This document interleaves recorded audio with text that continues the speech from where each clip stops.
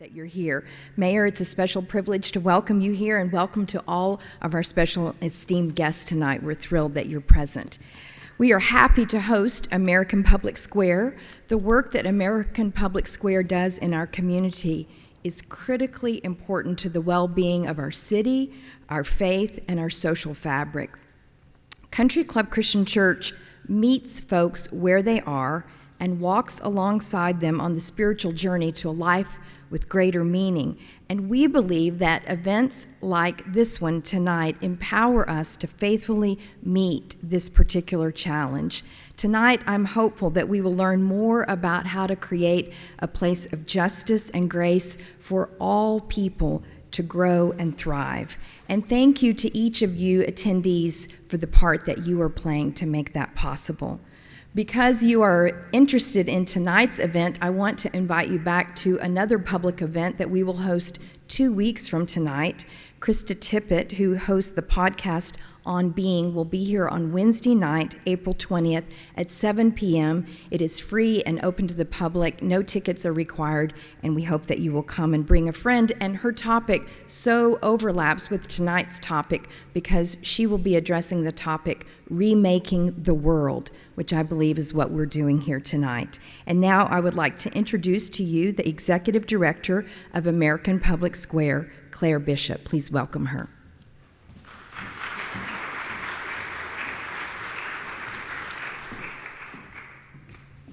Thank you so much, Reverend Adie. Well, good evening, and thank you to our live and in-person as well as our virtual audiences tonight.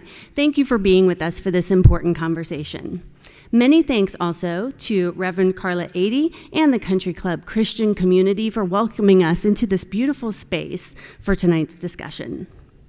My name, as Reverend Adie said, is Claire Bishop, and as Executive Director at American Public Square at Jewell, it is my pleasure to welcome you to tonight's program, Protect and Serve Kansas City, a conversation about police funding, control, and accountability. Those of you familiar with American Public Square may recall that it is our mission to bring people together to address polarizing and often contentious issues with civility, facts, and multiple perspectives. Our founder, Ambassador Alan Katz, started APS in 2014 after seeing so many situations where people of goodwill came to different conclusions based on the same set of facts.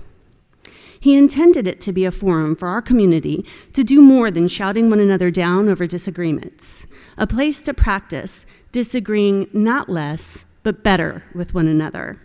We have been proudly serving this mission in Kansas City now for 8 years. Tonight's program, addressing police funding and accountability, is an example of just the type of polarizing issue that warrants such an approach. As there are no easy solutions, those who have been involved for some time will tell you, easy solutions to the issues of police funding and accountability in Kansas City don't exist. I can't tell you how many people have told me that as we've been planning this program. We know that. Rather than solving this issue tonight, we hope to end the program with increased understanding and respect for one another. We are truly grateful for the time and energy our panelists, who you will meet in just a moment, have committed to this conversation. But before we get to the program, I have a few housekeeping items to share. First, our gratitude goes to our sponsors, without whose support tonight would not be possible. Our sponsors include the City of Kansas City, Missouri, Civil Rights and Equal Opportunity Department, Ogletree Deacons, Sue Seidler and Louis Nerman, Marnie and John Sherman, the Gautreaux Family Fund, Denton's, Lead Bank, Stevie and Jeff Brick, and Country Club Christian Church. Second, APS employs several tools to ensure the conversation always stays civil and fact-based. We are pleased to provide you access to a digital fact sheet about tonight's topic. The link to the fact sheet can be found on the event page of our website, americanpublicsquare.org. And when you checked in, there's a QR code also if you haven't found it. For those of you online, we will drop a link to the fact sheet in our chat. We have also live fact checkers here as well, and we welcome requested fact checks and questions for our esteemed panel. If you have either, you can do one of two things. If you're here tonight in person, you can complete either the Q&A or the fact check card, just both sides of the same piece of paper, and hold it up, and one of our volunteers will collect this from you to ask our panel. For those of you who are attending online, please use the Q&A feature to submit your fact check or question. Our roving reporter tonight is Celissa Kalakal, the Missouri Government and Politics reporter for KCUR. Our fact checkers tonight are APS student interns Casey Booth and Teresa Mainzer, both from William Jewell College. Lastly, a few of you in the audience have possession of one of these guys, the civility bell. You have an important job.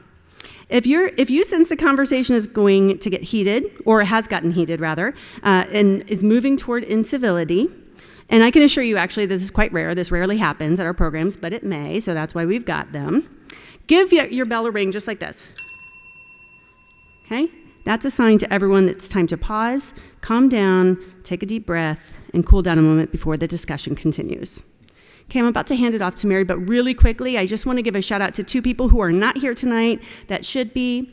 Our Community Development Director, Alana Mueller, and our founder and CEO, Alan Katz, both really wanted to be here tonight, but circumstances have conspired to keep them viewing from home. So they are tuning in online, and Alan and Alana, I just want to give you both thanks for all the work that you've done to inspire and plan tonight's program.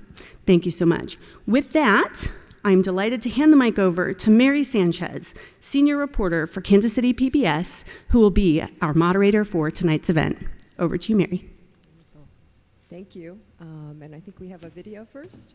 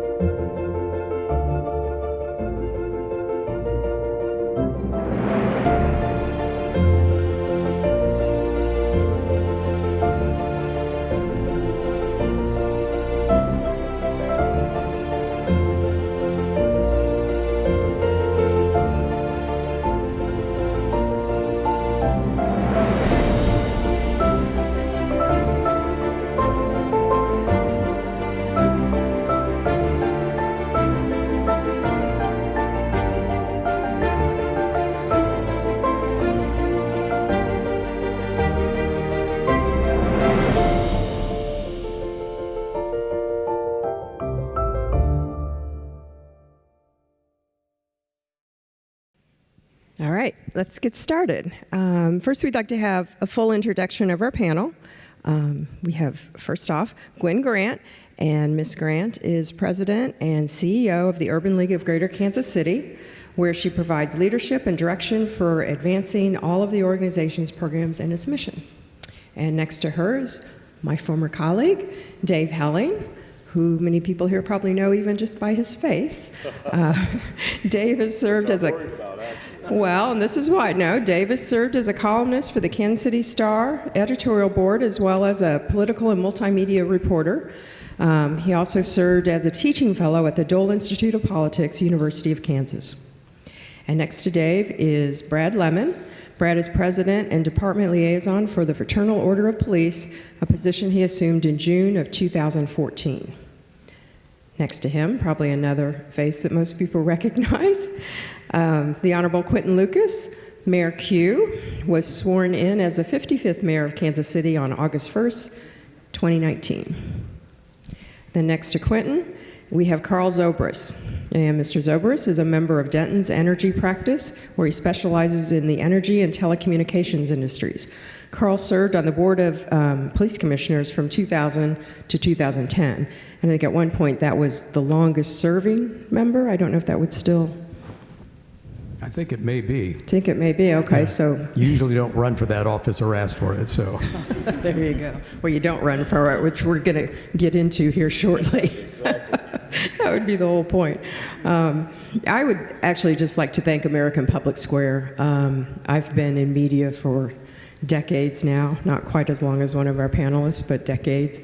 And you don't often get a panel that is this diverse in terms of the perspectives and viewpoints. But the one thing that I would say is that when you're looking at policing issues and public safety for Kansas City going forward, everyone on this panel represents a distinct aspect of what it's going to take to have the public safety that we want to have for Kansas City. And that's, our civic, our social justice, media, the police, obviously, should be involved, government, and then the governing board of. So I thank everyone for being here, and I think your roles are obviously partially individual here, but also you represent what it will take for us to have strong public safety in Kansas City. Okay? So with that, we want to start with a little bit of kind of the big one that we just mentioned, local control. And I think I'll kind of go to Dave first here for a historical. Just what is local control? And people don't, it's fascinating to me, but people actually don't understand what you mean by that. Well, thanks for that, Mary, and thanks for the invitation here tonight. I apologize, a little bit of a frog in my throat. I caught a cold from my granddaughter over the weekend. So it's great to be with you in this lovely building to talk about this very important subject. For those who are unaware, just as a foundational piece of information, for many, many years, the Kansas City, Missouri Police Department has been supervised, overseen by a board of commissioners appointed by the governor, subject to Senate confirmation, state Senate confirmation. They serve, Carl, correct me if I'm wrong, 4-year terms. They can serve beyond the expiration of their terms, and that happens a lot more than people know. I think one of the current members is actually on an expired term. So there are 4 members appointed by the governor, and then the mayor is the 5th member. It used to be that the mayor was an ex officio member without a voting power. That has changed within the last couple of decades. So it's a 5-member board who is responsible for policy, budgeting, discipline, hiring of the chief. In fact, the statute is very clear, which we learned, by the way, in court last year, that the city council or elected representatives have virtually no say other than the mayor's vote in decisions made for the Kansas City Police Department. I've written about this subject for almost 40 years now, since I first came back to Kansas City in the mid-'80s, because it is a foundational bedrock belief of mine that self-government relies on the ability of the public to vote for the people who make decisions, period. That's in the, I don't want to wave the flag too much, that's in the Declaration of Independence, the consent of the governed. In Missouri, what's the slogan? The will of the people is the supreme law. Because it's just foundational that we pick people who make public decisions for us. And that's true across virtually every endeavor in this community except the Board of Police Commissioners. And that's the subject that I'm most interested in. Now, we'll talk about budget tonight. We'll talk about other decisions that have been made, I assume. But for me, the focus must be on the ability of Kansas City to control its most important function for itself. And I'll just conclude with this. The lack of local control of the police department is corrosive in 2 ways. First, on its merits, we deserve to have a vote on how these decisions are made. But it also leads to a very serious, in my view, disconnect between the people who are policed and the police, because they will argue for this sort of separation between the public and the police force itself. That corrosion is increasingly evident in the headlines and the stories that we cover, and I believe it's the direct result of a lack of accountability and control by the public of its department. So that's kind of my foundational approach to it. I appreciate that. And I think, Gwen, we're going to get into some of the things that Dave was addressing. And at some point, kind of to a certain extent don't have to wait for me to call on you. You can, because we would like to have a conversation just flow. But I do know that there's an aspect of the history that is often left out that I think Gwen wanted to address. Yeah. And also I echo Dave's sentiments. Thank you so much for having us here for this very important conversation. I agree with everything Dave said, but I would add more context just to understand the history and the basis of local control. Many of you may not know, but I am currently, I filed a lawsuit against the Board of Police Commissioners, the City of Kansas City, on behalf of the taxpayers to challenge this notion of our having to fund a department that we have, over which we have no control. We pay to fund it, but we don't have a say in any of the policies, practices, and procedures. And what's really concerning about this is my attorneys researched this case.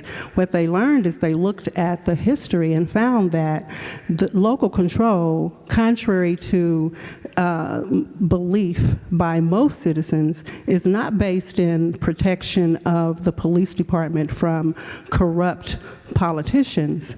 It was originally formed by a Confederate-leaning governor to protect or to perpetuate the institution of slavery in the early stages of the Confederacy, the Confederate War. And so what this governor did was passed legislation to take control over St. Louis and Kansas City, the two largest cities in the state, with that also had the highest population of African Americans.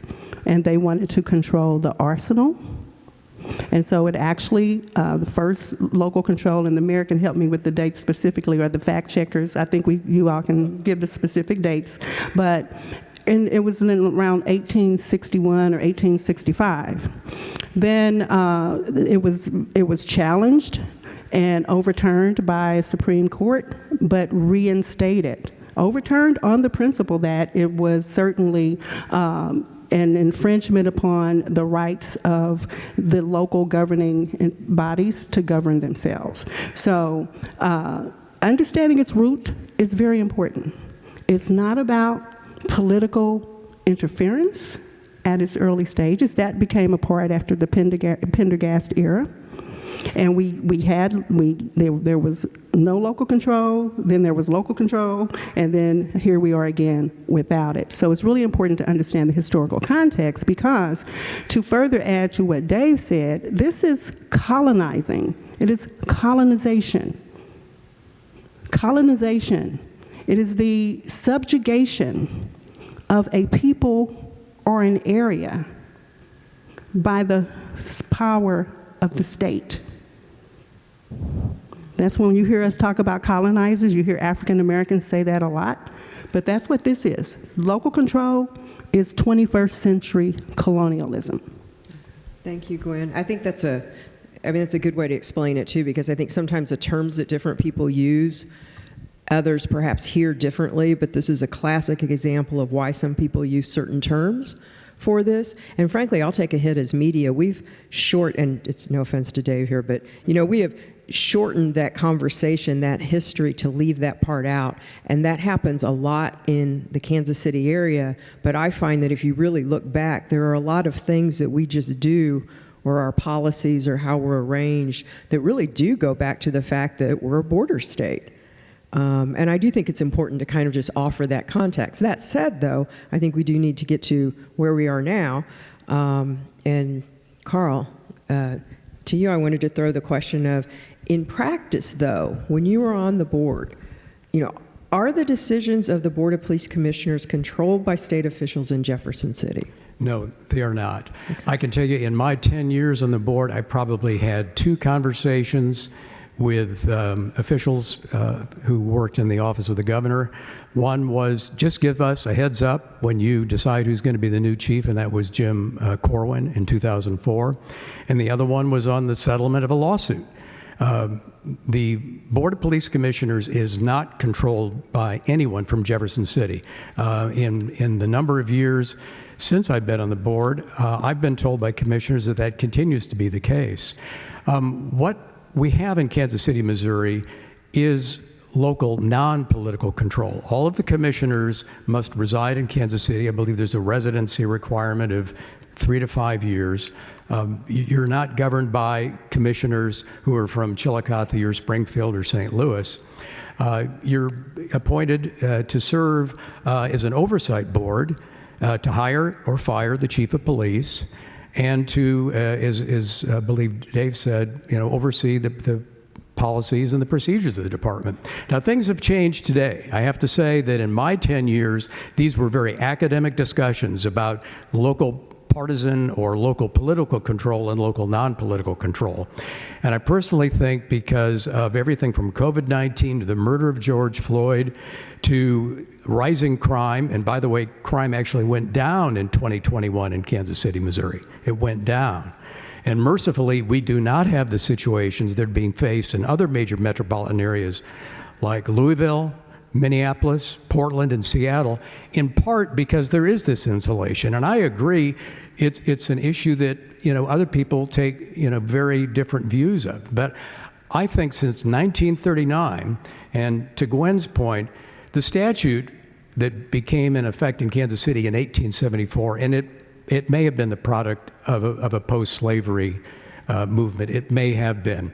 But it reflects metropolitan police systems that were in effect in this country in slave states like Louisiana, because New Orleans has always been a problem, Maryland, which was a slave state, but they've also been enacted in the past in Kansas, in Michigan for Detroit, in Ohio for Cincinnati, and most famously in New York, where Theodore Roosevelt was a police commissioner. So it's a complicated history. Part of it may have grown out of the Civil War and slavery, but when Governor Stark, who was governor of Missouri in 1939, introduced our current statute, it was because the previous statute had been found unconstitutional by the Missouri Supreme Court because it permitted the police board to go to the city and say, give us X dollars without any limitation. And that was found to be a denial of due process and exceeded the bounds of constitutional tax authority. And so that was struck down. And so for 7 years, Pendergast essentially ran the police department. If you go down to the police museum downtown, you'll see his red checks on applications for employment that literally boss Pendergast, Tom Pendergast, made. He hired and fired, of course, the police chief and the city manager, and that's history. But since 1939, we have had what I view as local, non-partisan political control. And that was the hallmark of Governor Stark's message to the General Assembly to stop, this was in the wake of the Union Station massacre, to stop intimidation and violence in polling places and things of that nature. And I think when you look at the 50, 60 years that this department has been in operation under this system, I think it has worked pretty well. Another view? Quentin, did you want to add something? I always have a lot to add. I will just note this. As you all, if you read the Kansas City Star and other publications, you may note that I disagree with Dave Helling from time to time and have at times disagreed with Gwen Grant. On this, I am 100% in agreement. And in terms of the fact that, all right, we've understood, and I agree wholly with Ms. Grant, the history stems from a system that was made to ensure that Gwen and I would never have any power. And as the years have gone by, we have perpetuated a system that does that.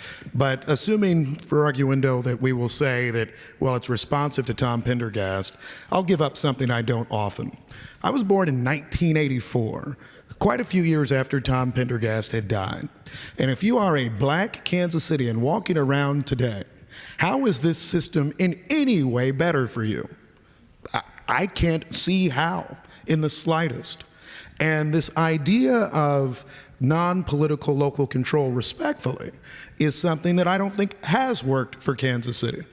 In all of the years I've been alive, we know that violent crime and public safety have been substantial, significant issues that have led to people leaving our communities, dying in our communities, addressing and facing very real concerns. And I say that not as disrespect to our law enforcement officers, who I think are trying to address these issues. In fact, I think the system doesn't work for them either. And perhaps something that has truly changed, as we've seen in American politics in recent years, is that when the governors were appointing people before, it didn't seem that they were looking for partisan political actors, that they were looking for folks that would push an agenda. And I think since, candidly, the appointments of Governor Eric Greitens to the Board of Police Commissioners, Governor Greitens, who I find to be one of the worst governors in the history of the state of Missouri, I think that we have seen a strong shift where the Board of Police Commissioners discussions have been less about academic debates about policing and more about how much we're fighting the city, how much we're fighting the union, how much we're fighting everyone around us. And at a time when you see responsible cities saying, we got to work together to address violent crime long term, you have seen a board where the walls have gotten higher and higher, away from having true public input in terms of how we address issues in the future. So I absolutely think it is imperative, first of all, that we regain local control at some point. There are different views and debates as to how we do that. I do believe that, at least in terms of how the Supreme Court used to read equal protection before they went rightward, I think that this is unconstitutional. And I think long-term for Kansas City, it will be a better city.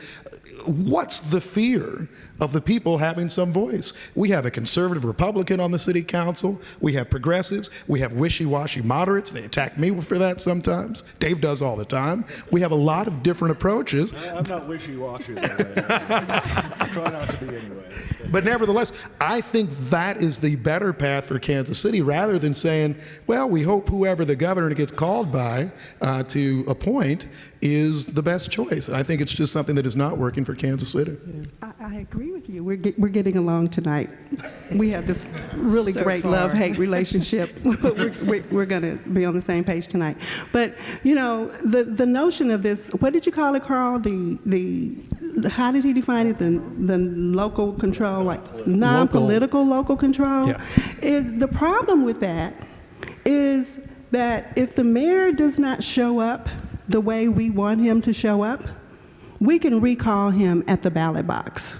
We can't recall those board members when they are not representing what we consider to be the best interests for public safety and protecting our community.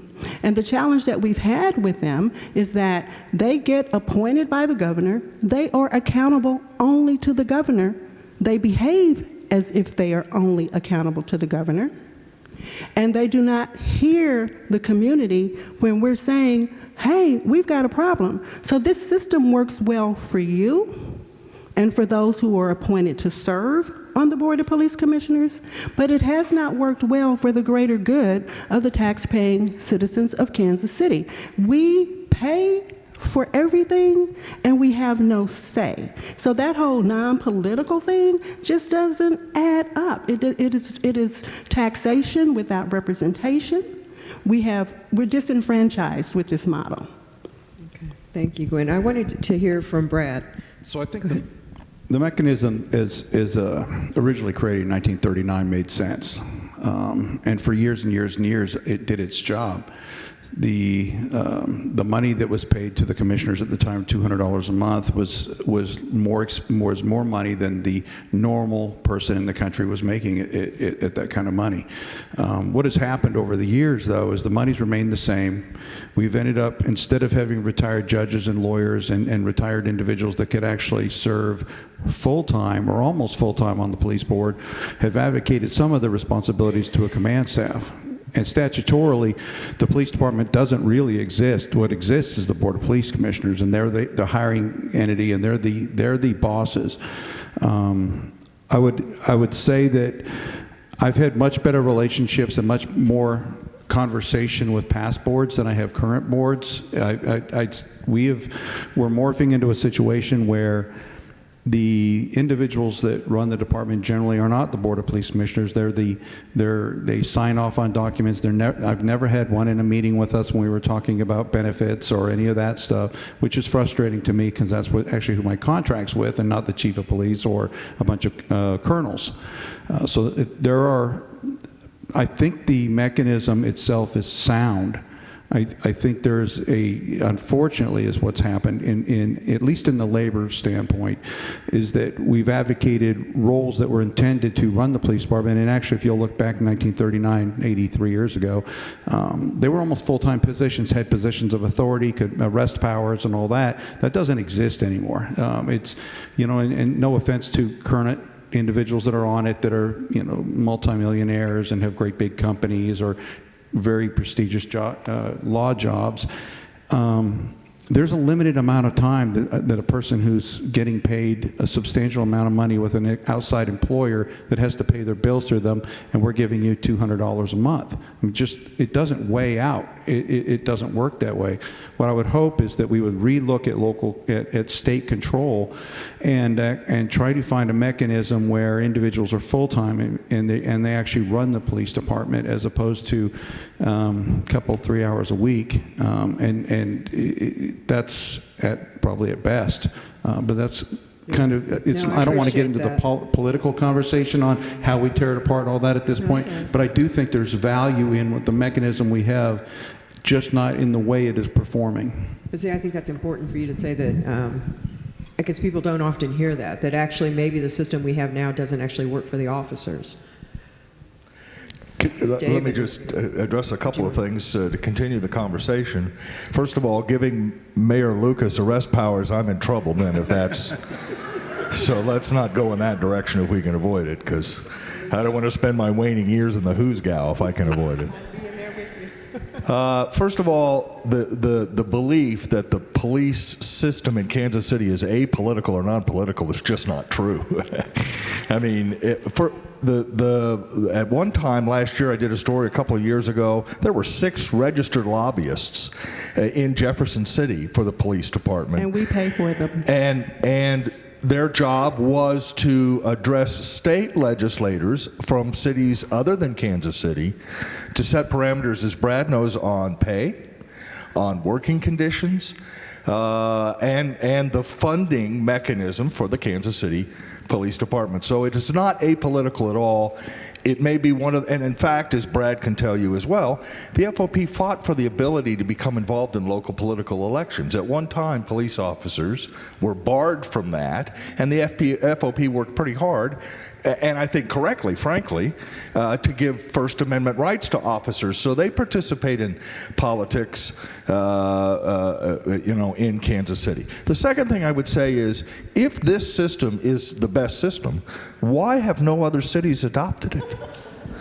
And if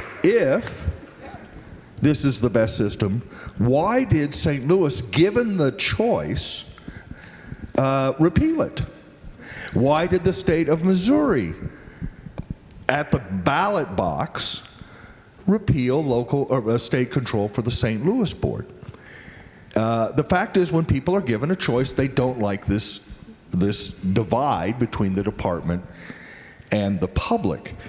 And Kansas City could have been a part of the St. Louis referendum, decided not to be, in part, and Rex Singfield was bankrolling the whole deal, in part because, as I've argued before, there are certain advantages to the political class to have state control of the department because it absolves them of responsibility for the most important function in the city. If you have a complaint about the police department and you call your council member, he or she is able to say to you, completely correctly, there's nothing to do with me, call the police board. So I think we've been ambivalent about this idea of local control, but no other city in this country, no other major city, has so isolated its department from public oversight, and I just don't think it's working. Yeah, if you don't mind, you don't have to fact check this because I have it off the top of my head. The department didn't have 6 lobbyists. The department had a single lobbyist. I had 9 lobbyists.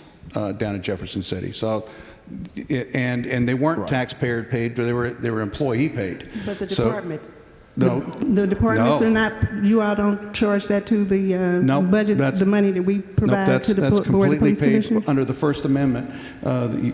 Allows us to get engaged in political conversations. So it's frustrating to me to hear people that don't do this job that think that we shouldn't be in Jefferson City, that we shouldn't have a voice, and we shouldn't be involved in the political and just parts. so we're clear, I don't say that at all. You're one I of just one. I don't say that at all. I just say don't claim you're apolitical. You don't no, send I'm- that many people to Jeff City and go, but we're not really involved in politics. That's just No, not the right. police department's not involved in politics. I'm heavily involved in politics. No. And Brad, you and I talk. So, I'm not opposed to you guys being in Jefferson City. I just don't want our tax dollars paying for it. That's all. So I'm happy. So, right. So your to me, members paying that's for a it. That's minor great. point. The Yeah. more important point is that the politics is not a dirty word. Right.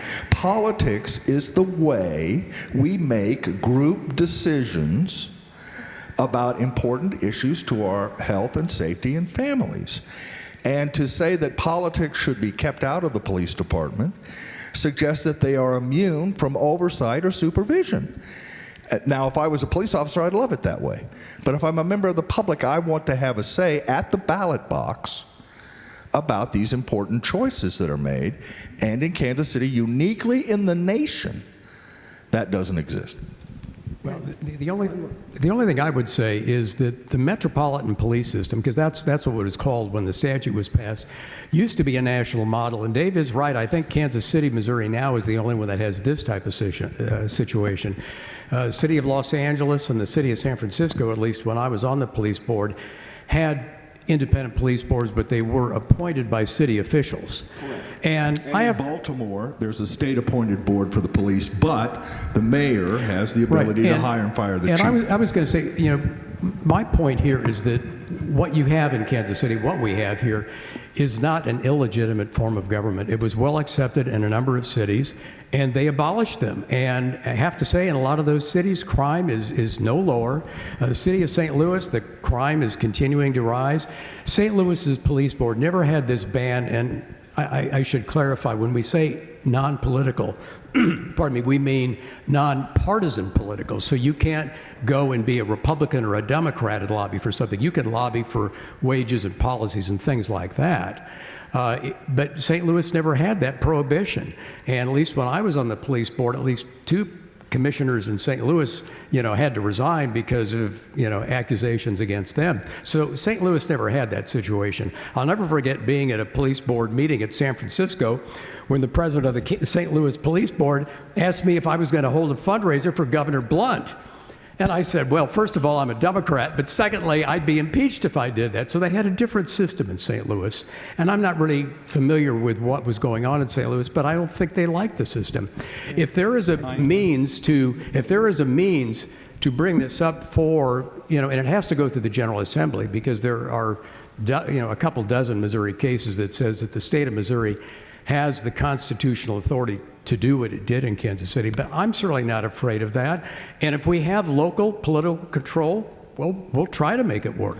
But what we do have, I just want to emphasize, is a legitimate model if it's working well. And at least when I was on the board, it was working pretty well. I'll just say it very briefly, just a few things, and I enjoy this chat, and we could be on this part for a long time. While perhaps it's a system that was used elsewhere, I'll let you all know at a time when I was incredibly frustrated. In 2020, when we're dealing with police issues and community issues, I picked up a book written by former LAPD Chief Daryl Gates. If you remember him, he was the stubborn fellow who was the chief of LAPD back in 1991. And the mayor repeatedly tried to get rid of him, but Daryl Gates, who had the backing, he thought, of his police department and people in the suburbs, refused to do any number of things. And we saw the conflagration, in my opinion, in Los Angeles as a result. And I thought, well, gosh, if that's a system that failed the people of Los Angeles, and candidly, the people of America, as we saw riots spread around the country, why would we actually look to have a system that in many ways is even worse? at least the folks who were on the LAPD commission at the time initially were appointed by the mayor, and then perhaps they have independence thereafter. Here we have a system where naturally the board will always be more closely aligned with out-state political interests, and no offense to the people who live in any other part of Missouri, but I care a lot about the people who live in Kansas City. And I think it's important for us to actually have a system that reflects us and that, rather than some sort of other system that frankly undermines the political voice and choices of the people of Kansas City. One small point, which is not a fact check, it is an opinion check, and this is where I'll disagree with Dave. And I think you all could see this. I don't know if you've ever called your city council member, I served on the city council, or if you've called the mayor. What we don't do, if you all say, public safety is a huge problem, Quentin, I don't just say, well, ask those 4 other people, because I'm chilling and I'm going to talk about the Chiefs and where they're playing. No, instead, what you actually create is a system where there is intense frustration between political actors in Kansas City who are saying, we want to pay Brad's members more. And we've said that a number of times. We don't want you to spend their money on lawsuits. We want you to actually make sure you're working on and investing in community policing and not holding us hostage every single budget year when you don't get your full amount and you say, well, we're going to pull out all of the types of community policing things you want unless you give us exactly what you want. This is a system based on leverage. This has been a system that is based on an unfair, not true arm's length negotiation that has not actually led to great outcomes in Kansas City. And while, yes, we can cite poor criminal justice outcomes in St. Louis, I actually look at a number of other cities in America, including literally everyone around us, Overland Park, Grandview, North Kansas City, Gladstone. I don't know how many of you live in Kansas City, but why should we have less authority than them? Why is it that we are actually in a position where we don't get to have a voice, where all of our peers do? That's why there's a fundamental concern here, and that's why I commend those who are looking to change it, particularly through the courts, because I have more confidence in them than I do the General Assembly, because I think it does need to change ultimately. Talked about St. Louis. There's been a bill the last 3 years now in Jefferson City about returning St. Louis back to state control. This year they've got farther along than they ever have. There's an issue in the legislature where nobody's getting along, so I don't know how far that's going to get this year. The fact is, Dave was wrong in a couple things. The state did not vote. We did not vote for local control for St. Louis. There was it actually happened in the legislature. What happened was the state, Rex Sinquefield paid for a huge amount of money to collect signatures. They got enough signatures to go to a vote, and the vote never happened because their FOP thought they were entering into an agreement with the city who would bargain in good faith. They're now in a lawsuit over a contract that has never been signed. So it is not roses over there in St. Louis. They've got other than last year, they've got the highest crime rate in the United States. In fact, I think they were number 1 or 2 in the entire world, higher than Bogota, Colombia, Honduras. So I wouldn't say, hey, let's look at St. Louis and how it happened as a success story. I think they're, as an FOP president, as a union president, look, I'll be honest with you. You let me get inside City Hall and bargain with the city manager and everybody else, I'm probably going to do pretty well. I do real well in Jeff City. Probably not in the benefit of everybody else in the taxpayers thinking they want. Can you imagine a local 42 and the police department, the FOP, going with each other to try to get what we can? Right now, I have to go to a nonpartisan board of police commissioners and ask for more, ask for work. It's not as successful as I probably could be if we were in City Hall. As a police officer and a 30-year veteran of this police department and long-term resident of the city, I've watched policing in the last 2 years, especially. The defunding pieces, the fights between the mayors, and we're very fortunate here that I disagree with the mayor on a number of issues, but we don't have the stuff we have in Chicago and Seattle and Baltimore and New York and these god-awful nightmares, and that's because they have a political tug-of-war between them. You could look at the fights where the St. Louis and their FOP is in a god-awful fight because they're a locally controlled department where all their conversations are with politics. So I would say that there are some in the labor world. I benefit a lot, but technically, as a police department, I think we do benefit probably a little more greatly by having that division. Okay, thank you. I appreciate the candor that everyone's offering here. I think at this point, though, we want to go to our roving reporter, Salisa Kalakal, and take a question. Hello. So one question, and this maybe Carl, you might be the best person to answer this, or maybe Dave. What qualifications do Board of Police Commissioner members have? And this would probably be more for the 4 that are appointed by the governor and approved by the state senate. What qualifications do they look for?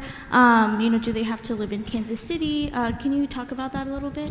The only qualification that I'm aware of is that the nominee has to be a resident of Kansas City, and I believe it's for 4 or 5 years. There are no professional qualifications. Historically, as I think either Dave or Brad said, it's been lawyers, accountants, PhDs. I served with Stacey Daniels Young. Alvin Brooks was on the board. It's usually bankers. So it's typically been professional people. And I can just tell you from my experience, I'm not aware of anyone who has really sought to be a member of the Board of Police Commissioners. Governor Carnahan came to me and I said, I'm really not interested, and I got the shoulder on the arm on the shoulder that, I want you to do this for me. And then Governor Holden asked me to serve a second term, and then I served 2 years as an expired term before my successor was appointed. So there are no professional qualifications, but it's tended to be, and actually not retired, Dave. I think you said retired people. I think we have some retirees on the board right now. When maybe you said that, Brad. When I was on the board, no one was retired except for Jim Wilson, who had been a county professional executive and was the HR manager at Gates Barbecue. So he was a great guy, though, I'd like to add just a little bit more to that, and certainly there are no special requirements to serve on the board, but I think it's important to at this point take a look at historically why the notion that the governor is appointing this board and we don't have local control is problematic for communities of color. And I see my friend Laura McDonald out here, so she can be the fact checker on me because I won't have the numbers correct. But if we look at the historical appointments that the governors have made, be they Republican or Democrat, we will find that the majority of appointees to the board are white male attorneys who live west of Troost. So Laura can fact check that for us. And then when the governor chooses to appoint an African American, these governors, all of them, and they appoint more attorneys to a law enforcement institution, which makes sense that you would appoint attorneys because they deal with law enforcement. But when you appoint people of color, you appoint various other professions. Now, I'm not casting, any shame on those other professions and those people, their ability to serve. However, we have an abundance of African American attorneys in Kansas City who've never been appointed to that board. And when, I'm not done just yet. And so when they get into that role, into the room, into the deliberation, and I'm a lay person going up against 3 attorneys in a law enforcement body, then I may not be able to hold my own. And then Governor Greitens literally asked our senator at the time, when he decided to appoint Bishop Tolbert to the board, I want to appoint a black preacher. Now, I don't know, that may not be offensive to you, but as an African American, it was offensive to me to learn that he specifically said, I want to appoint a black preacher to the Board of Police Commissioners, but I'm going to, but I appoint lawyers, others. A preacher can serve on the Board of Police Commissioners, but a black attorney, I think, can better represent the interests of my people. And that's the problem when we don't have local control. That's the problem with a governor-appointed body.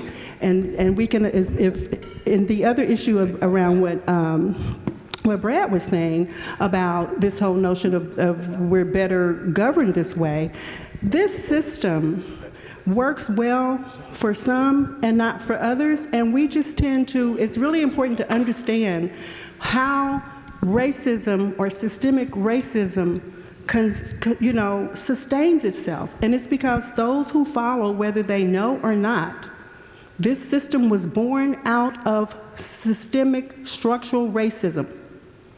And then we come along and become complicit in sustaining it, in reinforcing that system to continue to get the things that we get, the outcomes that we get. And so it has to be interrupted. It has to be dismantled if we're going to ever hope for something different. But for people to not have the opportunity to select or vote for those who represent them is highly problematic. And the outcomes just don't add up with what you're saying, Carl, like this is really working for us, it's better. And then you cite, as you and Brad did, that crime has gone down in last year. But we're looking at how we are investing, guess what went up? Our investments in public safety and law enforcement over the years, if we look at it over a span of time, we have increased our spending with KCPD by more than 24% over that time period. And crime has gone up by 40-some-odd%. So let's separate these things from this whole, we're talking about a governing structure, a system, and how it functions. And so then when we conflate that with, the crime this and the crime that, that's a totally different argument or discussion to have about what are the root causes for that crime. And it's not tied up totally in the governance structure, it's tied up in a whole system that has caused this community to be disaffected and confined to poverty, the absence of education, the absence of safe recreational spaces, the absence of quality health care, and all these things contribute to crime. So we've got to stop talking about it in the wrong context. We've got to actually deal with each thing. So if we're talking about local control, let's talk about how this system functions, how we can continue to perpetuate this system by reinforcing it, doing the same thing over and over and over, and expecting to get a different outcome. Thank you, Gwen. You actually kind of helped me with the segue here, because I wanted to go to the budget next. It is already passed, so a done deal, just like we do not have local control right now. So let's dance with where we are. $269 million. Quentin? Can you speak to the disappointment of the community that there was not built into what was passed some sort of ability to actually audit or ensure that whoever the new chief, and we will discuss that as well, whoever the new chief he or she may be, how do we hold them accountable? What are those priorities? How do you see this going forward? So a few different things. First of all, I think to maybe put a bow on our latest chat, as I've talked to other mayors, as I've talked to federal leaders, fundamentally what we're trying to do in government these days is break down silos between different parts of organizations.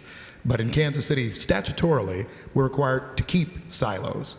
And that, I think, leads to many of the concerns that Ms. Grant notes, namely that when we talk about just policing as a policing issue, as separate and divided from everything else, and as separate and divided from how we budget and consider them, then it creates long-term concerns for us. In terms of the disappointment from certain community voices, including Ms. Grant, and I'd welcome her to speak for herself in terms of what her disappointment is, I think I would just say this, why we took the approach we did, and frankly, I'm comfortable with the approach we have. One, we have enhanced the ability to audit the police department. There will be regular audits. One of the few, I won't knock him today, one of the positive things that actually former city auditor Mark Funkhauser did was to give extensive authority to the city auditor, who was appointed by the city council, to audit the police department at almost any point. The problem is we just haven't done it. Now, some would say, well, even when we do what the police department says, go pound sand. Fundamentally, though, that's actually kind of what happens with any audit. right? They can audit City Hall, and we can say that too. What I believe, though, is that when you get more information out about what is wrong, about procedures that are failing, about any types of issues, you actually do typically have the persuasive authority to say, hey, we gave you this amount of money, you did not spend it on what you were supposed to do. So in the next budget discussion, we have an opportunity, I think, to stimulate and to generate some level of change. What we've added in connection with those audits is that they are quarterly, that we have more information sharing, and that, frankly, all of the budget money, so we haven't explained this yet, statutorily we're required to give 20% of general revenue. There's actually a debate as to what that means too, and that can last for years, even if we have a new 25% ordinance. And frankly, I may look for us to have that debate if we need to, but nevertheless, we can have some debate on what that is. But what we did this year was to say all that money over 20%, we want to have some discussion as to where it goes. And this is where I think Ms. Grant and I have a respectful disagreement. My view was, I want to know where the money's going. There are others, and Councilwoman Catherine Shields proposed something that would say that, well, we'll just figure it out later and we'll have more discussions, and perhaps that money can go to some resource outside of the Kansas City Police Department.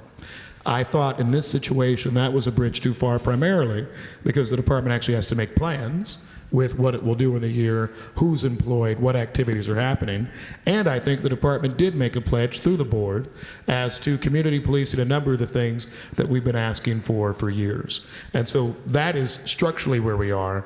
I will say this before Gwen gets to cut me at the knees, which is to say that functionally, we would have ended up in the exact same place. I think this year the Kansas City Police Department was going to receive a certain amount of money. The question was, were we going to debate it in July and then again in October and talk about new classes and all of that? Or do we want to say to the board, look, you've made this very clear promise to us, different than has ever happened, by the way, in the history of this current structure, and that because you've made that promise, we will hold you to it. I think if tomorrow... But how do you hold them to it, Mayor? You don't. You can't. That's the whole point. Here's the thing. If the police board spends it in another way, yes, you can say, shucks, that's not what we wanted. And that's it. Understood. You're through. But here's the thing. It's the same thing with everything in government. The city charter exists. No. If you want to change the money going to the Parks Board, you can do that. Yes. If you want to change money for swimming pools, for street sweeping. Making a slightly different point. The slightly different point I'm making is, for example, the city charter says, Quentin Lucas, you shall or shall not do that. If I actually just ran off and started, let's say, not introducing the budget on February 12th, then I imagine largely nothing would happen. But what would happen? What would happen is that you would write about it, there would be great public pressure about it, there would be incredible angst, and that's actually how often things change in government. But the public pressure would have an effect on elected officials who want to get reelected. It has no impact on the police board, who are immune from public concerns. Just immune from them. They don't have to do anything that the public might say that it wants. And let's just make sure we understand the history of how this all happened. As you recall, people in this audience may recall, in May of last year, the mayor tried to take $42 million from the existing budget and redirect it as the council wanted. A judge, friendly judge at the courthouse, said you can't do that, but you can make that change at budget time if you want. And the opportunity in this recent budget was to do exactly what you tried to do, the city tried to do in May. Instead, the money was set aside with no clawback provisions, oversight provisions. It was just spend it on this and pretty please do it that way. And that, my friends, is what is insidious about non-local control. Thank you, Dave. And that, let me, come on, Mayor. I'd like to jump in because I do not believe it's insidious. I actually think that we carried out exactly what the effort was before, which was to have some negotiation on what's happening with the money. But what happens if it's not executed, Mayor? What happens if the police board says, hey, we decided this money you set aside for raises, we really need new cars. And the police board votes 4-1 to spend it on new cars or whatever. And what do you say? Well, you certainly can't go to court because the court has already told you you can't make changes in the budget once you approve it. So again, what's insidious is the idea that the police department has an appropriations or spending process unique in Kansas City or in any legislative body that exempts it from, that's why the judge was so frustrating, because he in essence said, you have to change it in March or you can't change it at all. And now we have a budget that's not changeable, and the members of the police board, other than the mayor, are not elected. And so you can't complain to them at the ballot box as you would for any other. No, but Dave said earlier that the police department, and let's be honest, have a lot of lobbyists, and we're the largest public safety union in the Midwest outside of Chicago. We're the largest and the strongest. We've done this intentionally. 95% of the budget is personnel. That means money that goes to my members. Nobody in this room is going to have to worry about what's going to happen if the Board of Police Commissioners reprograms the money that was supposed to be coming to my members.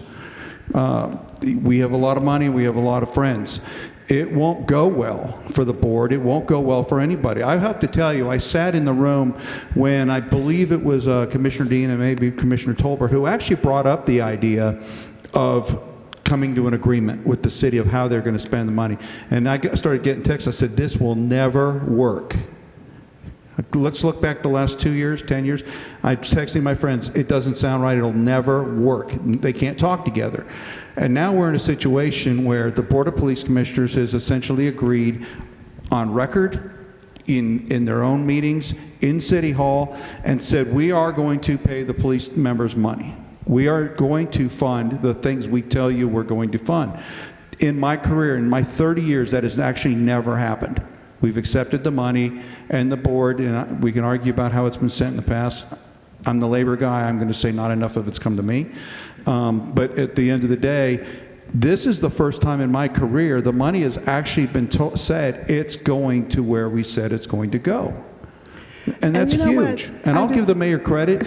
He was the architect over at City Hall. He got it done. I never thought it was going to be possible. I'll give the board some thank you because they were able to put their feelings aside of what happened the year before, and everybody finally worked together to get something done. It may not be perfect, but it is the best mechanism we can legally have. And so all we wanted the mayor to do and the city council was to exercise fiscal responsibility and to put some teeth into a memorandum of understanding to guarantee that the police department, which has failed consistently for the past 2 to 3 years to hire the police officers that the city council has budgeted for them to hire. They have gotten the money and they have not spent the money in the manner that they said they would spend it. And all we ask, and the whole story that goes out, or every time we talk about, let's put this money in this fund and sit it there, and for the police department to show and demonstrate that they're going to actually do what they said, then you all go out with this defunding narrative and these scare tactics that, oh, if we don't get this $33 million, we're going to not be able to hire officers and we're not going to be able to respond to calls and we're not going to be doing this. So we do this scare tactic that weighs on these city council members, and they're afraid to vote their conscience because they're afraid that the people might think they're defunding the police department, when that, in fact, is not what Catherine Shields' ordinance would have done. When you all kept talking, I didn't say anything. I didn't. Yes, ma'am. Okay. Get your bells ready. No, we're going to, the mayor and I, we're going to be. But it was not defunding. Past behavior is the best predictor of future behavior.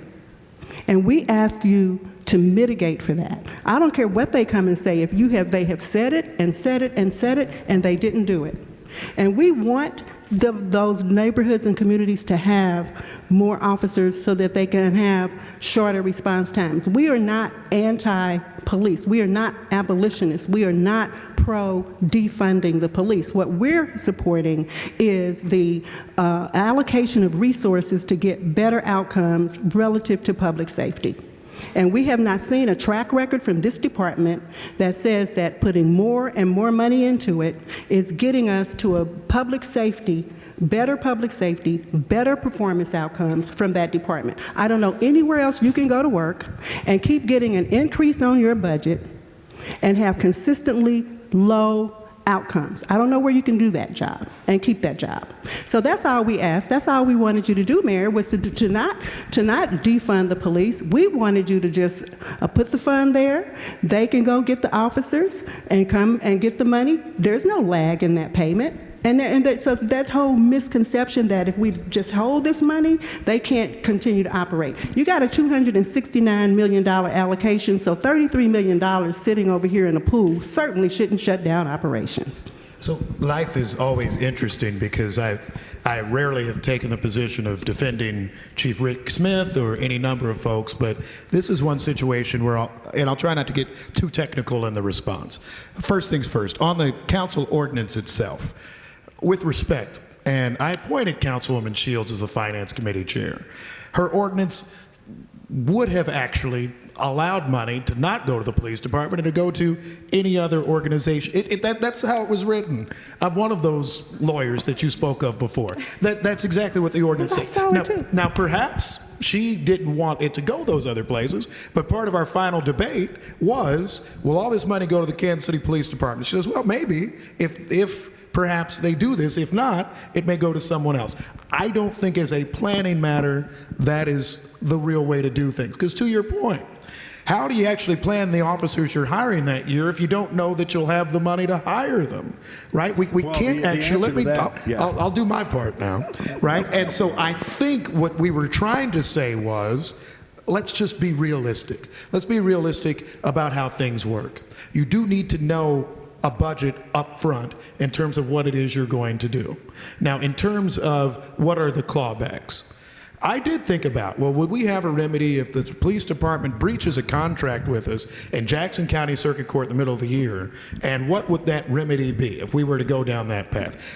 There are several lawyers in the room better than me, Jack Kilroy and others, right? And I would say, I don't know what the remedy is. The police department would probably have some claim that we were unable to because we didn't have enough people signed up, something that Dave editorialized, or any number of issues. And so rather than us, and this you do sometimes in government, rather than actually just setting yourself up for the next fight, I think we tried to go a path where people on both sides were unhappy, myself included in certain parts, but where we said, okay, this will make sense. They're promising more officers, they're promising community engagement, and you're right, Ms. Grant and Mr. Helling. They could go right after they got it and say, we lied to them and we tricked the city again. I'm going to think that in this situation, because perhaps I've listened to Mr. Zobrist enough, that the commissioners won't actually just laugh in our faces and lie to us. And in the event they do, and you know the legal remedies, we'll have a fight next year. Brad would probably fight with them. The city, even if it goes to 25%, would probably redefine what general revenue is. We'll all be in court for years and years, and this will look like the school district litigation we all knew through the 80s and 90s. I think that my goal right now is to not have us on that path, and I think this was a balanced approach to which we could do it. One final point, I know I got to talk long. Final point. Dave noted that if we don't like what the fire department did with $30 million, we can change the budget in the middle of the year. That would never happen.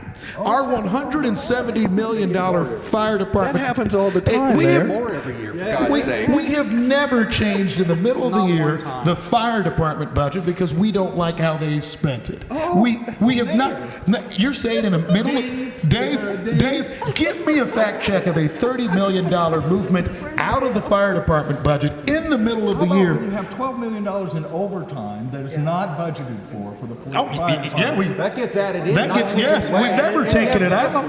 You know what? I'll take that deal. At the end of the year, if we're out of money, give me more money. Maybe I'm hoping that the context of this conversation points out the absolute absurdity of state control of the police department, because you end up with these mechanisms that the mayor comes up with, or Gwen, or Dave Helen, or Carl Zobrist, or Brad Lemon.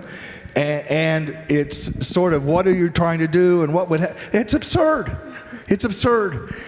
The people of this city must control their police department. End of story. End of story. The way to do it is to have these fights, right? People are going to keep coming. It's not going to work. What the mayor did this last year was show that there are actually an adult way to do this without fighting. We could do this, but let's be honest. There's two ways to get this done, unless Gwen thinks hers is going to pass. I happen to think it's not.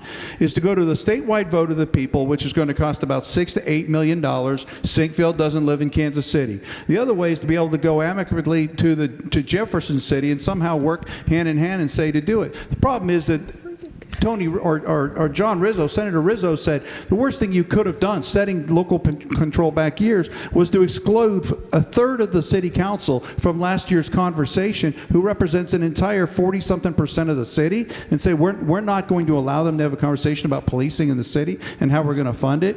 How do we go hand in hand to a legislature? Let's be honest, it What is he talking probably about? isn't going to be very successful. It wouldn't have been successful. I'll take that bait, right? Because for those, and sometimes the amazing thing about being in political office is that lies just get perpetuated forever. The amazing thing about the exclusion that everybody's talked about is I remember that very day, and my colleague Teresa Lohr, who you may know, who served on council for years, had a press conference at noon, right? In the time she could have talked to me and any number of folks. The reason that the state legislature wouldn't change policing is because they know they have a red meat issue. Senator Lukemeyer and any number of other folks will just say, we back the blue, we back the blue. Look at those evil liberal Democrats in the city. They're communists, they want your kids to learn about race and everything else, and we back the blue again, right? And then they say some other buzzwords, and that's kind of how Missouri works right now, which actually the fun of this chat brings me back to Dave and Gwen's point. We're simpatico once again. And so that is actually why I think the system has some real concern, because in this city we do need to have a voice. I will say, for this year, I understand. I actually spend my nights thinking about the very things you all say, which is what are good clawbacks we have. But having grown up in Kansas City and seeing the years of school district litigation and the back and forths and all of that, what I don't want to leave us with is 20 years of annual police litigation where basically there's a federal judge, which we all remember, right, who's actually telling us how is the police department going to be funded, where we probably have, I think, less authority ultimately. I think we've talked enough about local control. Let's talk about accountability we're actually a little talking bit. about the funding I mean, you issue. can do a whole, obviously, and I think we will, but I think going forward, what everyone on this panel wants is a safer community. So, from that perspective, what we have going forward, and I'm going to hear probably actually from Brad first, how does the department feel right now about where things sit? Heading into a new chief, what needs to change from the officer's viewpoint?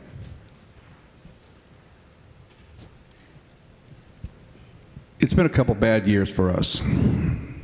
We're 300 people down from our high, more work than we've ever had in our lives, more responsibilities than we've ever been given.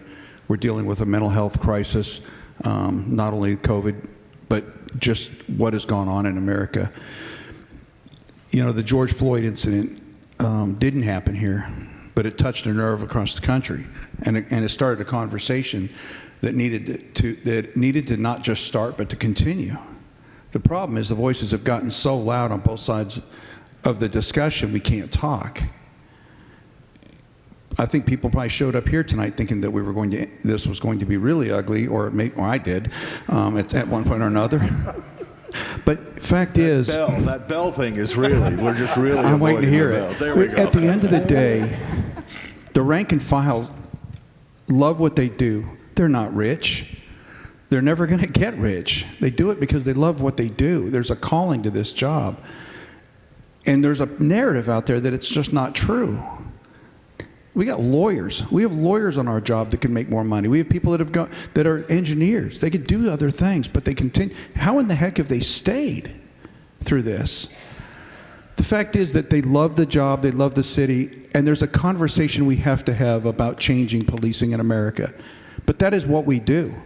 I came on the job 30 years ago and we carried slappers and sticks, and you know, it was during the time of, unfortunately, during the Rodney King era.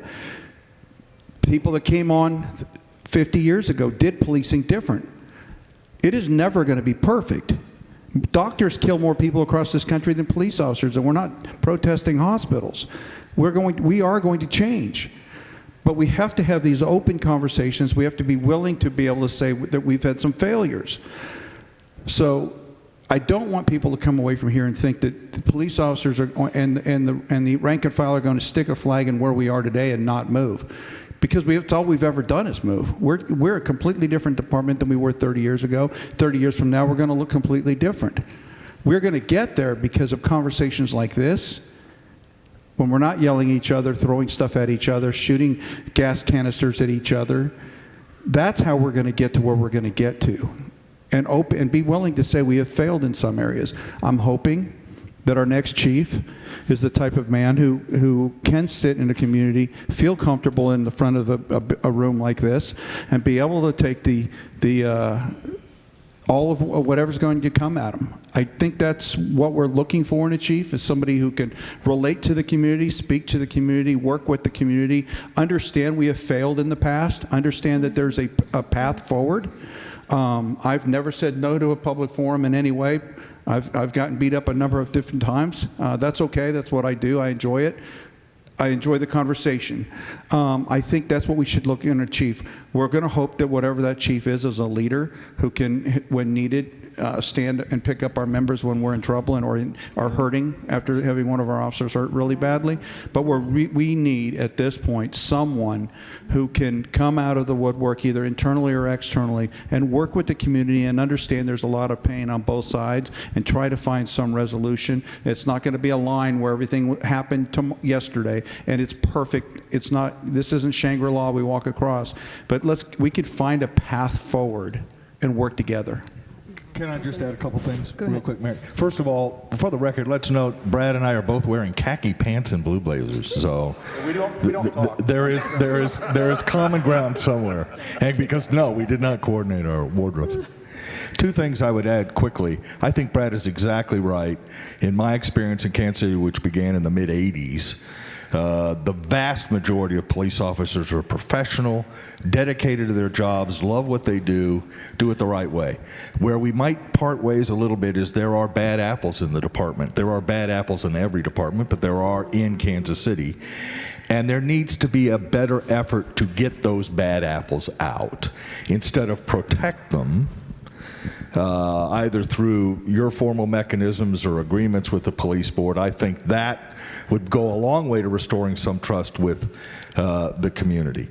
The other thing is, and we've editorialized about this, I do believe Kansas City needs a more robust citizens complaint process, so that people who have legitimate concerns about police behavior can feel they get a fair hearing. As it now exists, there just doesn't seem to be that kind of confidence in the citizen complaint mechanism. So I agree with everything you said, Dave, and I just want to add to that this whole notion, the issue of accountability is really important here, because when she asked what do you want to see in the next chief, or what is the role of the FOP in this process, so we know what research tells us and what the facts just clearly state. Across the country, one of the biggest barriers to public safety or police reform is the FOP. And so how then do we, when you say you want to have these conversations, we can have the conversations, but then, and Brad, you and I have them, and they're very rigorous or robust conversations about this very issue. So if you read the Star newspaper on last Sunday, and you saw the in-depth reporting on the degree of racism inside the Kansas City Police Department, we have a appointed board of police commissioners that has not issued any statement that says calling out this behavior as being, inappropriate, unconscionable. We have not heard from that board. And then we want the community to trust the department that over-polices in the community, that racially profiles the community, that the FOP stands up and supports officers who kill black people with impunity. We don't get indictments. We just got one, finally, DeValcanier. So when you want that community, you want that same community who watches a police officer use excessive force or deadly force, and who is protected and supported by the chief and the FOP, but they commit a crime, they're arrested, put in jail, all these things. So if it's a two-tiered justice system, does not build community trust. And so it would be very difficult to get to this hunky-dory place of can we all get along, and everybody, when the police come into the community, show up and tell you everything you need to know to go arrest someone in our community, when you can commit a crime and not be arrested immediately.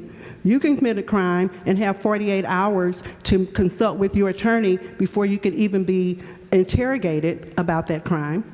That's the difference between the police and the average citizen. So these things, when we talk about accountability and change, we need to see some change and some leadership from the FOP, because your collective bargaining policies, which we have looked at closely, are a barrier. And the community complaints process is absolutely ridiculous. It is not fair at all for people who have been subjected to problems with the police. Well, unfortunately, I will speak on the Eric DeValkenair case, and I didn't plan on doing it. Framing as an excessive force case is just not true. It's not what the judge said. It wasn't in any of the rulings. It was not in any document. Any lawyer here or anybody in the weeds will understand that was never said. He never accused Eric of ever using excessive force.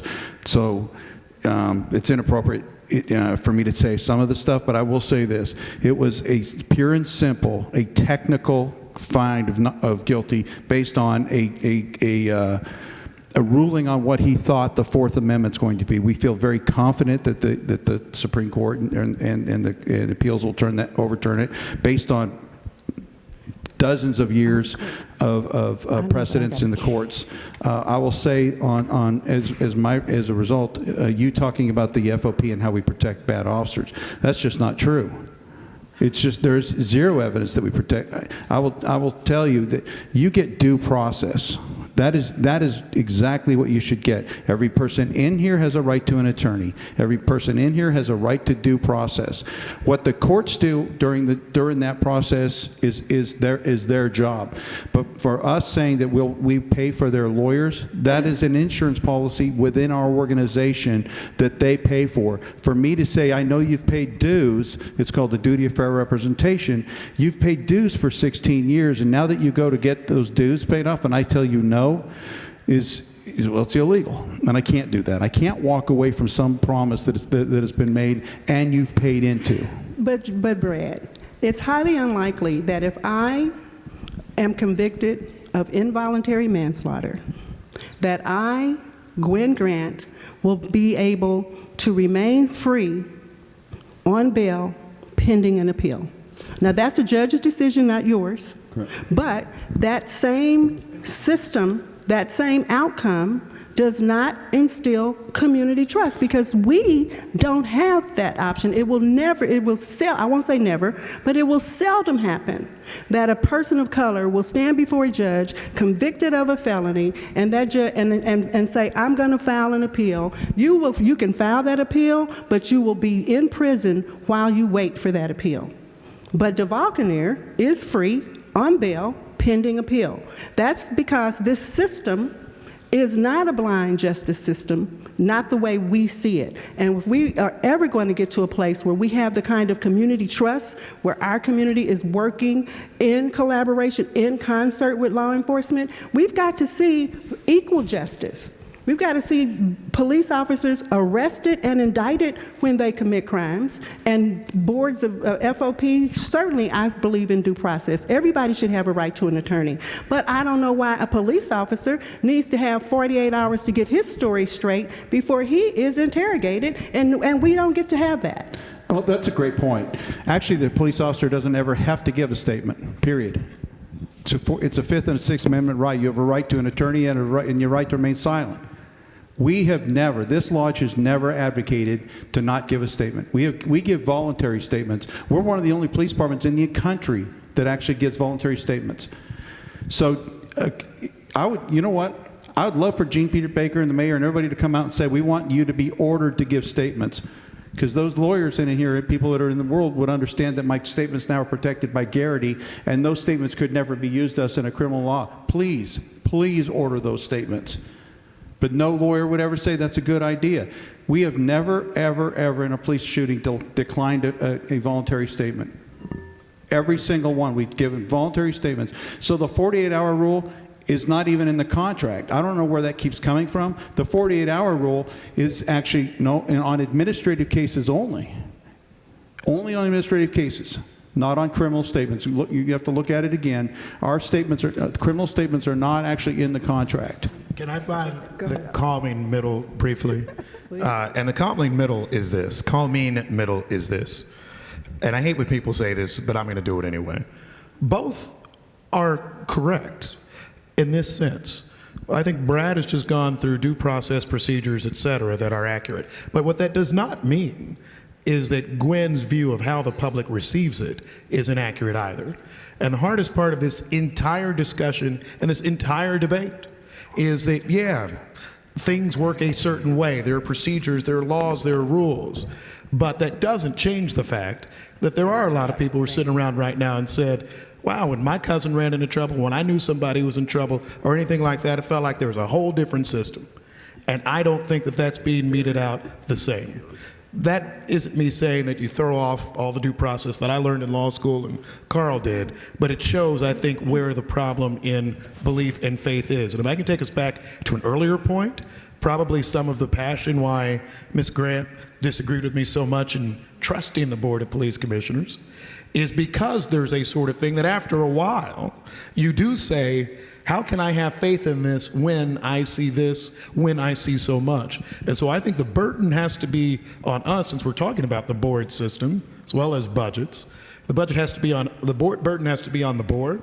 The burden has to be on those of us in some authority positions to prove something different, rather than just simply saying, you know, well, back the blue, everything's okay, just do the same stuff. We need to take it upon ourselves, not to say, Gwen, you're wrong, but instead to say, let me show you how we're trying to do better. And that's a focus we have not seen enough of in Kansas City over the years. Yeah, I appreciate that. Broken trust is about the number one thing that has come out of every one of those listening sessions.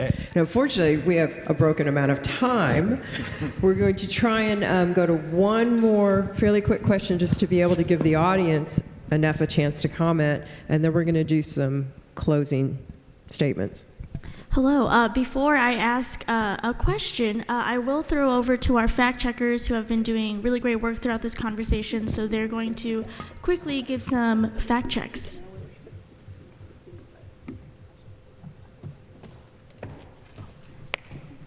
Spare mic over here. Just in case you can't project like some of these guys. So Dave Helling reported on June 8, 2020 that 6 lobbyists represent the KC Police in Jefferson City. The Missouri Ethics Commission currently reports that 9 are inactive and 1 is active.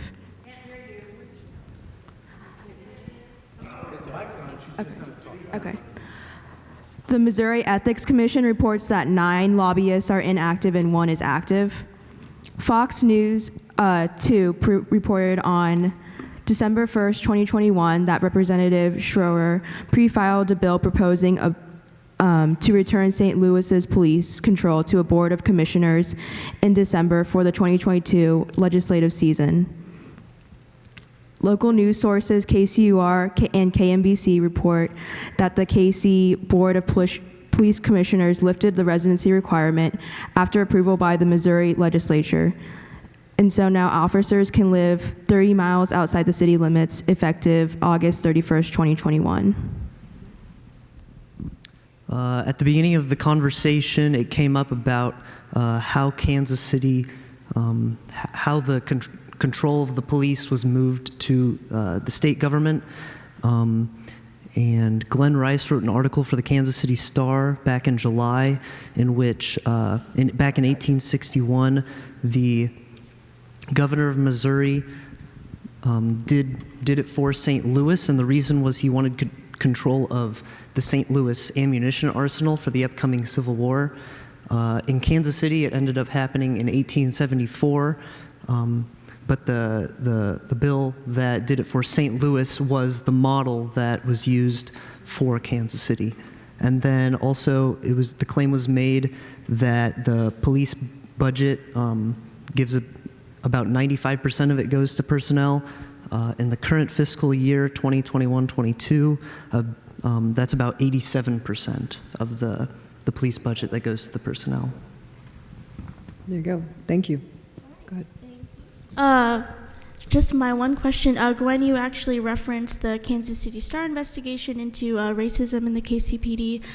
So to that end, members of the panel, how do you think the city and the Board of Police Commissioners should approach issues of racism in the KCPD? And then also, I'll tack on to this question, who is responsible for a culture shift in the police department? I think that's real easy. It's the chief of police. And I just want to remind everybody in the audience, I mean, the Board of Police Commissioners gave us our first black chief with Darryl Forte, and at least in my personal view, I hope our next chief is either black or a person of color. Man or woman, Brad, not just a man. Yes, exactly. One of I understand that before Chief Smith was selected, the leading contender was the woman who became the chief in Dallas. I've forgotten her last name, Heather. Renee Hall? I'm sorry, well, I got it wrong. I'm thinking of Heather Hall. Yeah, Renee Hall. And unfortunately, when Dallas had some issues, because of issues in Dallas as well as after the George Floyd murder, she lost her job. A very highly qualified black female chief. So hopefully we'll get one. The law has changed in Missouri. When I was on the board, the police chief was an employee at will.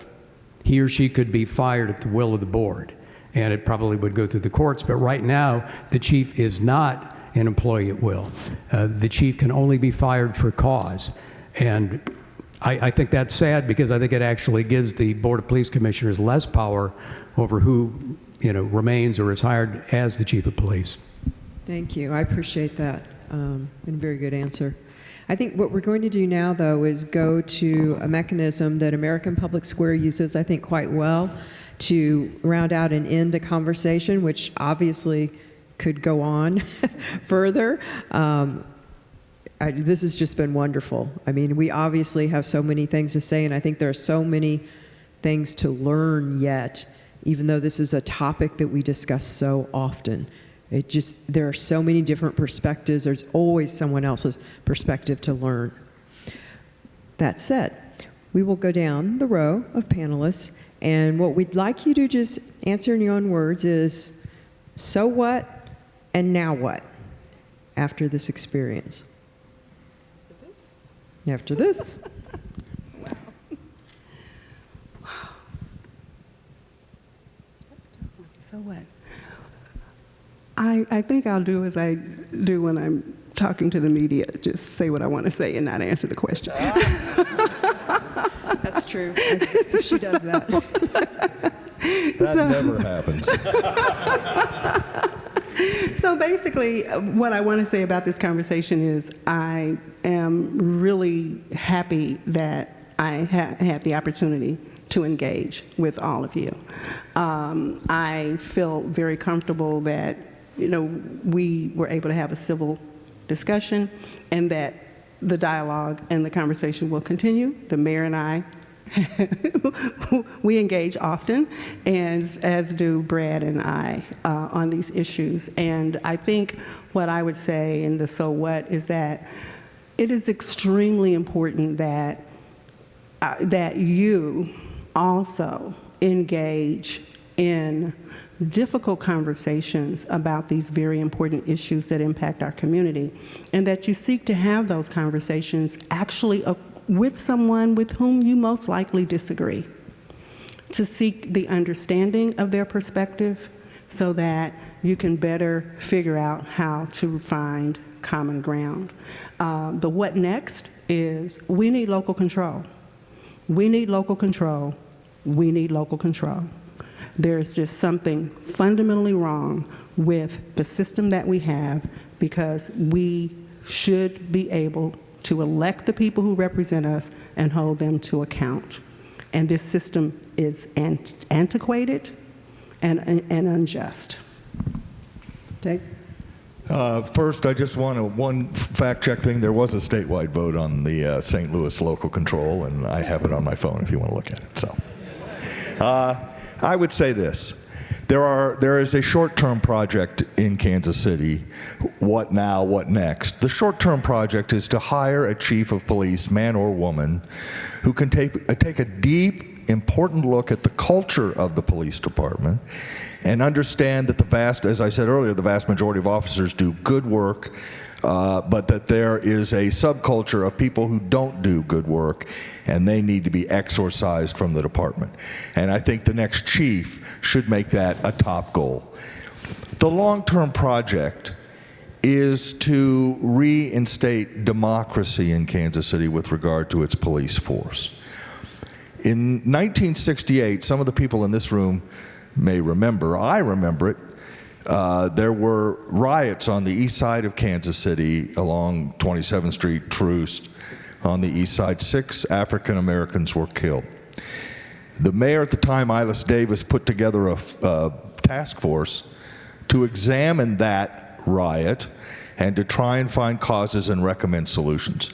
The first thing that task force recommended was local control of the police. In 1968, they understood that state control places a wedge between the people and those who police them. And that has to be the long-term project. My days at the Star are numbered. How much longer I write for the local newspaper or do journalism it's not going to go on forever. But that has to be the long-term project in Kansas City. It's not a panacea. Kansas City, Kansas has its problems with its police department. It has local control. I mean, this doesn't solve every problem. But it is a bedrock fundamental principle that the people rule the police and not the other way around. Thank you. Brad? So what? I'd say I don't happen to believe that the people can rule the police. I think the people rule the people that talk to the police. We can't police this city by popular thoughts. Policing's not pretty in a lot of things we do. I wish there was a Dr. Spock move where I could walk up to a suspect and touch his neck and he goes to sleep. It's not true. It's not pretty. It creates issues on video, it creates issues on everything else.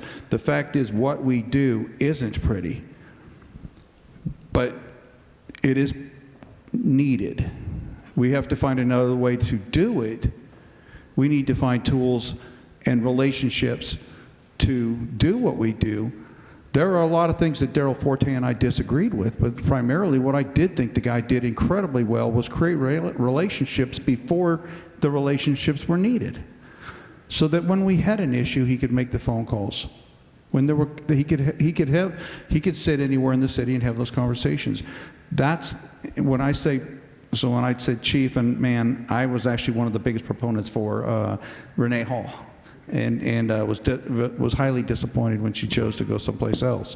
One of the very few people in the city. I was not a proponent of the other police chief, and thank God we didn't get him. He's now shot an unarmed person on New Year's Eve, and it's a mess. So I will disagree on a lot of issues on the local control. I think if we could find a way to do it and not have politicians making decisions on careers, that's different. Having politicians telling us how to do our job that's outside the purview of what they should be doing, how many people need to be at Center Zone, how many people need to be at North Patrol, that doesn't work for policing. That scares me. So where do we go from here? I would hope that we could have a real dialogue on who we are and where we need to go, what the public needs to see, and find that chief that understands that we're in a new world, that we are not that we're not pre-George Floyd, and we have to have real conversations on what that change is, and really try to look at what those kind of things could be, and speak with the community about that. Thank you. Quentin? So I'll try to be quick, but sometimes you feel like you have 3 or 4 stories. I'm in a church, so I want to tell them all, but I'm not as good as Reverend Cleaver, so it won't last forever. The first thing about, I think, a back and forth that Gwen and Brad had reminded me of a story from my own life. And take from this what you will. I was probably 11 or 12 years old. I was sent to a private school, but always lived in the core of the city. So lived in the black community. I was always somewhere else. One of my best friends was the son of a police officer. And after I'm playing with them on a Saturday, police officer drives me home in his take-home car. Maybe he shouldn't have, I don't know. But nevertheless, so we drive straight up into the core of the city and all of that, and my then raggedy apartment complex. And he goes to the trunk as he's walking me in, gets his firearm and puts it in and walks me to the door. Now, there are a lot of ways you can take that, right? It's protective, it's anything of the sort. But it made me feel bad about my community, about myself. And the thing that I took from that, and that I take from every one of these chats, is everything that happens, there are different views of it. One can see that as an action that's just saying, hey, I'm looking out for you, and if a rolling gun battle comes out, I'm ready. Or it could just be like, you're scared of my community.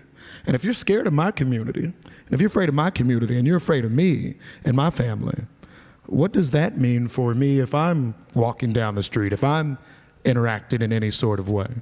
And so for me, it is always something that gets me to just pause and say, all right, what are people thinking, and how can we try to do better? How can we explain what we're doing in terms of where we move forward? I'll do one other thing, and this is all part of the so. By the way, on the black female police chief in Dallas who was fired, did y'all notice something? That a whole bunch of black female police chiefs, of which there are not many, were the ones to lose their jobs in the last few years, which is a problem all to itself, and we can talk about that another time too. Whereas a lot of the white dudes held on, which, go figure. But be that as it may. See, I still got some, Gwen, I still listen. But got fired by their liberal cities. Well, fair enough. And some stepped down and all of that, but nevertheless, I think I'll kind of just go with this. One on the now what. Now what, I think it is a question of where do we go from here? We know the fight path. I'm a lawyer. I'm a litigator by training. I actually love litigation. And I think it would be fascinating for us to have an 18-year dispute on where this all will go. But I don't think that's good for Kansas City. That's why we actually passed the budget process that we did. I absolutely recognize the shortcomings. But I think it's up to us in leadership positions to try to get us to a place where we're saying, yeah, we're listening to our community and the very real concerns, but we're also trying to make sure that, yes, we're staffed, we're a place that's becoming safer, and we're working together collaboratively as best we can. I'll finish on this final point. When I was running for city council years ago, I was on a screening panel with Freedom Incorporated, and former Councilwoman Carol Coe, you may remember Carol Coe. After I'm done talking and all of that, she looks at me, and it's a church, so I won't say exactly what she said. But she said, boy, you ain't nothing. And I think you are a tool for Johnson County white people trying to take over the 3rd District. And real, it was worse, actually. Right. And I remember I left that meeting hot. I was like, you know what, I went to law school, I did this, that, and the other, and but then I sat back and thought about it. And I said, where's she coming from? Who has she seen over the years that give her a reason to think that? How many brothers that were well-spoken or what have you tried to come and tell some story and then leave the district high and dry later? What that told me was, even if somebody is saying, I don't like you, I don't believe in what you're doing, I think you've done wrong, the duty is on us, the public servants who are elected, who are police officers, who are so many others, to make sure we're sharing and showing what's right. And in this discussion, I don't want you to be afraid of our electorate and the people. Yes, they will say a lot of different things, but at the end of the day, I actually think we will get to a good common sense position. At the end of the day, Carol supported me, even when she thought at the beginning I might be full of it. And so hopefully maybe that's a path for us as we try to resolve these issues long term. Thank you. Carl. I'll try to be real short. In terms of the so what, we've got some issues in this community to deal with right now, and I'm not sure they've been addressed as effectively as they should have.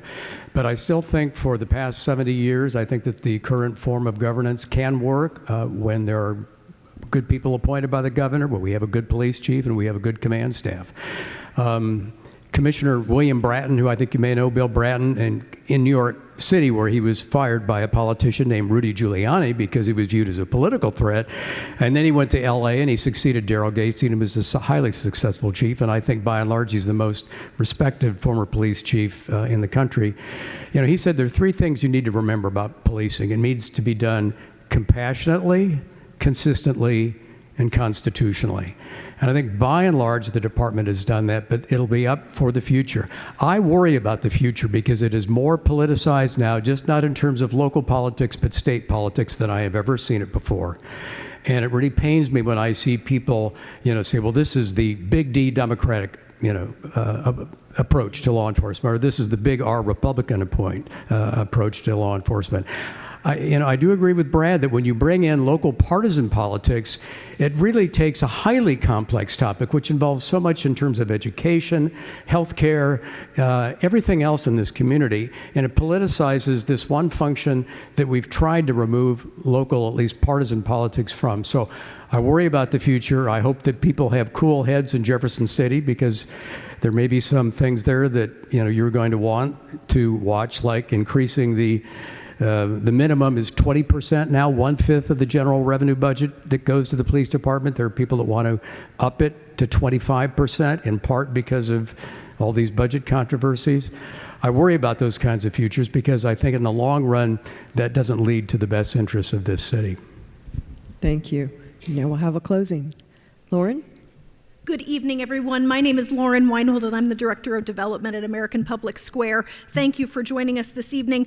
I want to extend, and if you'll hold your applause until I'm done listing everyone, we can thank everyone collectively. I want to thank our moderator, Mary Sanchez. I want to thank Mayor Lucas, Gwen Grant, Dave Helling, Brad Lemon, and Carl Zobrist for what has been a lively and enlightening discussion. And I also want to thank our roving reporter, Salisa Kalakal, and our fact checkers, Casey and Teresa. Would you join me in thanking them?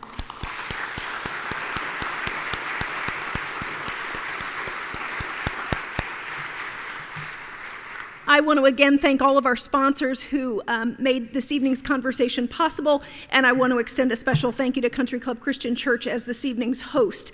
Tomorrow, you're going to receive an email with a link to a short post-event survey. I implore you to fill that out. We value your feedback because it will help shape future programming, so be on the lookout for that tomorrow.